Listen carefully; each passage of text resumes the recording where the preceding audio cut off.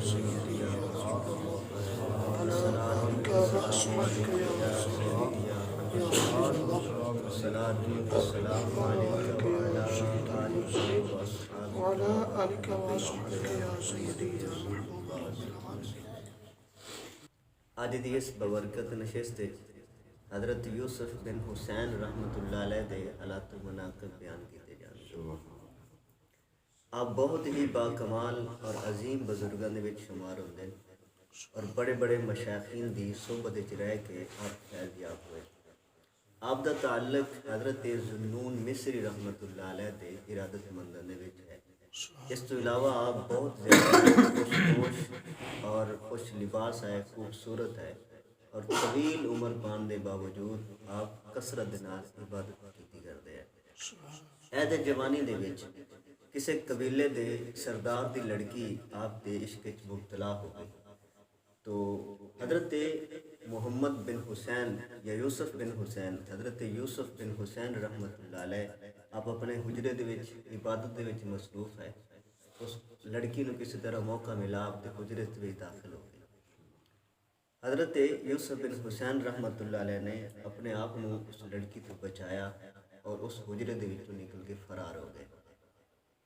رات جدو ستے تو خواب دے اندر حضرت سیدنا یوسف بن یعقوب علیہ نبینا علیہ السلام دی زیارت نصیب تو ویکھا کہ حضرت سیدنا یوسف علیہ نبینا علیہ السلام ایک تخت تشریف فرما ہے اور آپ دے سجے اور کھبے فرشتے قطارہ بنا کے کھڑے ہیں. اے یوسف بن حسین جدو حضرت یوسف علیہ نبینا علیہ السلام دی خدمت دے وچ حاضر ہوئے تو حضرت سیدنا یوسف علیہ نبینا علیہ السلام نے کھڑے ہو کے انہاں دا استقبال کیا. فرمایا مبارک دیتی کہ تینوں مبارک ہوئے کہ اللہ تبارک و تعالیٰ نے تیرے واسطے تیرے استقبال واسطے میں نے بھیجا ہے. اللہ تبارک و تعالیٰ نے فرمایا کہ یوسف تیرے تے زلیخا دا غلبہ ہویا یا تیرے تے زلیخا نے حملہ کیتا اپنی نفسانی خواہشات دے پیچھے تو میرے کو دعا مانگی کہ یا اللہ اس عورت میں محفوظ رکھ تو میں تینوں بچا لیا.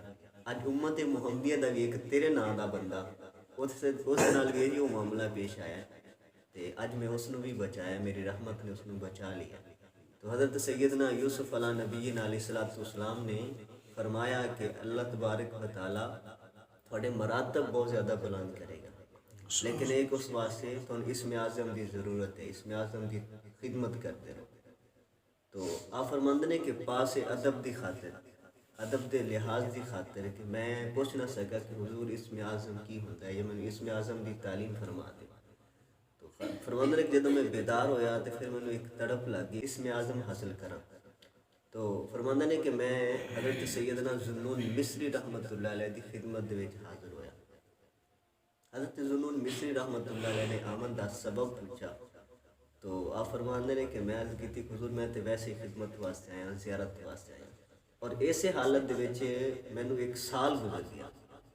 ضرورت نہ ہوئی کہ میں کسی طرح عرض کرا کہ حضور میں اسم اعظم دی تعلیم دے دو، میں اسم اعظم فرماندے نے کہ ایک سال گزرن تو بعد دوبارہ پھر میں آپ کے سامنے جدو آیا تو پوچھنے لگے کہ تو پہلے بھی ایک دفعہ حاضر ہویا سی. میں عرض کی تھی کہ ہاں حضور، حالانکہ میں رہا اتھے ہی. تو پھر میرے کو پوچھا گیا سبب آمن دا تو میں پھر کوئی نہ جواب دے سکا.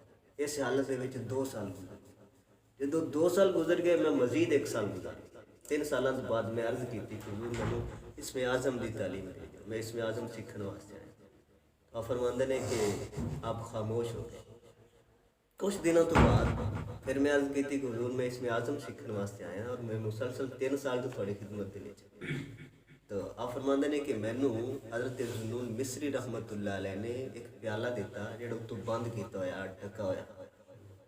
تو مینوں فرمان لگے کہ اس پیالے نو لے جا دریا نیل دے دوسرے پاس ایک بزرگ بیٹھا ہے اس نو دیا او تینوں اسم اعظم دسے گا. آپ فرماندے نے کہ میں پکڑ لیا اور بے یقینی جی دے نال رستے دے وچ جا کے میں کسی جگہ تو اس دا ڈھکن اٹھا دے. جدو بند کیتا ہویا نا اس نو کھولا اس دے وچ ایک چوہا جڑا نکل کے بھج گیا. فرماندے نے کہ میں چلا گیا دریا تو پار اور پیالہ جا کے جویں انہوں نے پیش کیتا نا تو فرمان لگے کہ میاں تو ایک چوہے دی حفاظت نہیں کر سکا، اسم اعظم دی حفاظت کس طرح کر سکے؟ اسم اعظم نو سنبھالنا کہ اسم اعظم دی حفاظت کرنا کوئی معمولی کام ہے؟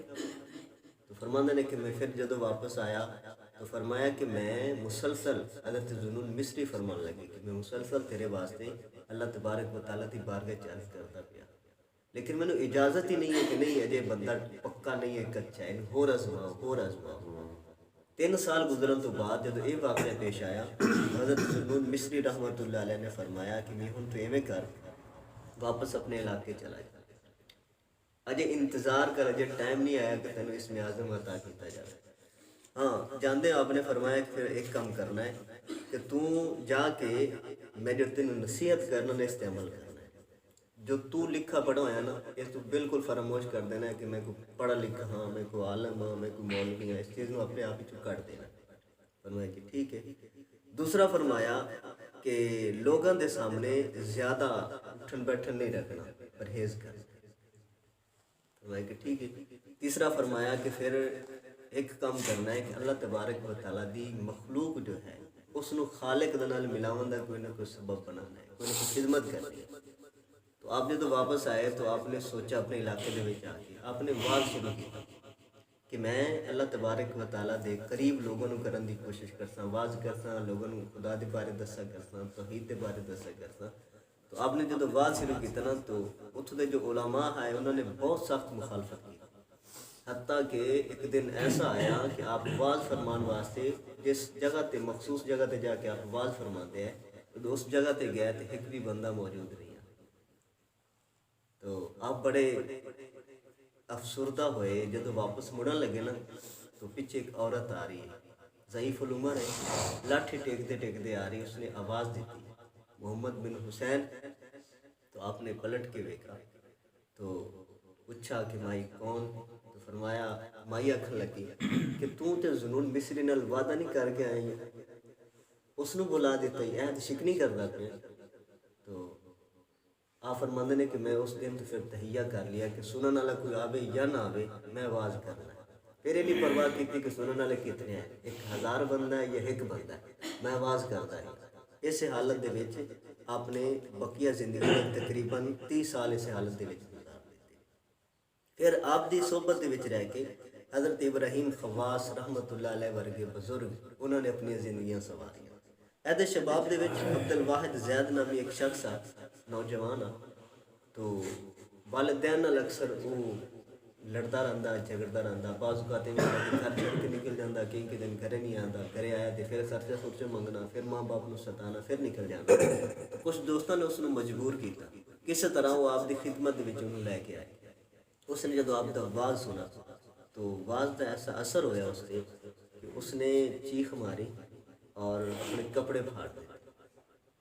جڑے دوست نال آئے نا انہوں نے آکھن لگا کہ مینوں چھڑ دے، انہوں نے چھڑ دیتا، وہ نکلا اور بستی چوں باہر نکل گیا اور ایک قبرستان دے وچ جا کے بیٹھ گیا، اور اس حالت دے وچ وہ 3 دن اتنے پیا رہی۔ اچھا جدو شام ہوئی، شام نو آپ نے حکم ہویا کہ جاؤ جس نوجوان نے توبہ کیتی ہے اس طیب نوجوان نو جا کے ملو، اس دی خبر گیری کرو، پتہ کرو کہ کس حال ہے، اس دی کیفیت کی چل رہی ہے اس وقت۔ تو آپ اس کو تلاش کرتے رہے، ایک دن گزر گیا، دوسرا گزر گیا، 3 دن جدو گزر گئے، 3 دن گزرن تو بعد آپ جدو گئے تو اس نوجوان دی کیفیت اس حد تک پہنچ چکی ہے کہ اس نے آپ کو ویکھدیا ساری فرمایا کہ تسی ہن آ رہے ہو، حالانکہ تمہیں حکم تو 3 دن پہلے تو ہو چکا، تھانوں 3 دن پہلے حکم ہو چکا کہ تساں مینوں تلاش کرنا، تسی ہن آ رہے ہیں۔ یعنی کہ آپ دی مجلس وچ بیٹھن والا ایک نوجوان ایک بات سنن نال اس دی اتنی کیفیت ہو، اتنے مراتب اللہ تبارک نیشا پور دے ایک تاجر تھے، کسی کو کچھ قرضہ لینا ہے تو اس نے ایک لونڈی خریدی، ترکی لونڈی بڑی خوبصورت ہے۔ تو وہ قرض وصول کرنے واسطے جاون لگا تو اس نے سوچا کہ میں لونڈی ہنے لئی اور میں اس نو کی کرا، نال بھی نہیں لے جا سکتا، چھڑ کے کہنے کول جاواں۔ وہ بڑا پریشان آ کہ کس دے کول چھڈاں۔ تو اس نو حضرت عثمان حیری دے بارے کسی نے دسا کہ بڑے بزرگ ہیں اور انہوں دے کول تسی چھڈ جاؤ، کوئی فکر نہیں ہونی۔ اس نے کیونکہ کچھ دن لگ جانے ہیں، پیدل سفر ہوندے ہیں، تو حضرت عثمان حیری دے کول اپنی کنیز نو چھڈ کے چلا گیا۔ آکھن لگے جی میری کنیز ہے، کچھ دن تھوڑے کول آسی، میں واپس آسے پھر لے لیساں۔ آپ نے فرمایا کہ چلو ٹھیک ہے۔ حضرت عثمان حیری دے کول وہ عورت کچھ دن رہی اور لونڈی کچھ دن رہی۔ ایک دن ایسا ہویا کہ حضرت عثمان حیری دی اس تے نظر پہ گئی، شہوانی خواہشات بیدار ہوئی تو آپ فوراً توبہ کی تھی کہ میری تو ملک ہی نہیں ہے، میری تو لونڈی نہیں ہے. تو آپ بڑا افسوس ہویا. آپ اپنے مرشد حضرت ابو حفص حداد دے کول گئے. حضرت ابو حفص حداد فرمان لگے کہ تسی ایویں کرو، حضرت یوسف بن حسین دے کول جاؤ، اور انہوں نے کول اس دا کوئی حل نہیں کلا سی. اے آپ دے کول جدو آئے حضرت عثمان حیری، تو جدو آپ دے علاقے پہنچے لوگوں کو پوچھا دے بارے، تو لوگوں نے دسا کہ اسے زندیق ہے، جھوٹا ہے، اسے کوئی اچھا بندہ نہیں، اسے کوئی جان دی ضرورت نہیں ہے. تسی آپ عالم نے، اتنے پڑھے لکھے نے، تو انہوں کوئی ضرورت نہیں کو جان دی. آپ واپس آ گئے. جدو واپس آئے تو آپ دے مرشد نے فرمایا کہ ہوا ہے نہیں میں تے گئے نہیں، لوگوں دے بارے بہت برا بلا لوگوں نے انہوں نے بارے دسا ہے. فرمایا کہ نہیں میاں تو جائے کچھ انہوں نے. آپ جدو دوبارہ آئے تو لوگوں نے بڑا برا بلا آکھا، لیکن فرمایا کہ نہیں میں تے جانا ہے. آپ دی خدمت وچ پہنچے. آپ نے اس حالت دے وچ ویکھا کہ آپ دے کول ایک نوجوان بچہ بیٹھا ہے جڑا امرت ہے، اور آپ دے سامنے ایک سرائی پئی ہے. تو سمجھ لے اے عجیب درویش ہے کہ سامنے سرائی پئی ہے، اس دے وچ شراب ہو سی، اور نوجوان لڑکا کول بٹھائی بیٹھا ہے. تے میرے مرشد نے مول نے دے کول بھیج دیتا ہے. تو آپ نے آ کے سلام کیتا حضرت عثمان حیری نے، اور آکھن لگے کہ عجیب درویش نے، عجیب بزرگی ہے تھوڑی کہ سمجھ تو باہر ہے کہ تسی آدھی حالت تی کیوں بنائی ہوئی کہ لوگ تھوڑے تو نفرت کرن، متنفر ہوں. تو آپ نے فرمایا کہ میں آدھی حالت اس واسطے بنا رکھی ہے کہ لوگ مینوں نیکوکار نہ سمجھیں، لوگ مینوں عالم نہ سمجھیں، لوگ اپنیاں ترکی لونڈیاں میرے کو امانتاً چھڑ کے نہ جائیں. لوگ میرے کو اپنی ترکی لونڈیاں امانتاً چھڑ کے نہ جائیں. اس واسطے میں حیرت بنا کے رکھی کہ لوگ میرے کو متنفر ہیں، لوگ مینوں برا سمجھیں، لوگ میرے کو نفرت کریں. تو آپ سمجھ گئے کہ جس بندے نے اللہ تبارک و تعالیٰ نے مقام بخشا ہے، وہ لوگ اپنے آپ کو چھپا کے رکھتے ہیں. وہ حالت ہی ایسی بنا کے رکھتے ہیں کہ لوگ انہوں نے نیکوکار نہ سمجھیں، لوگ انہوں نے اچھا نہ سمجھیں. اس دے وچ انہوں دی بھلائی ہوندی ہے، یہی انہوں دا مقصد ہوتا ہے. اللہ تبارک و تعالیٰ عمل دی توفیق عطا فرمائے.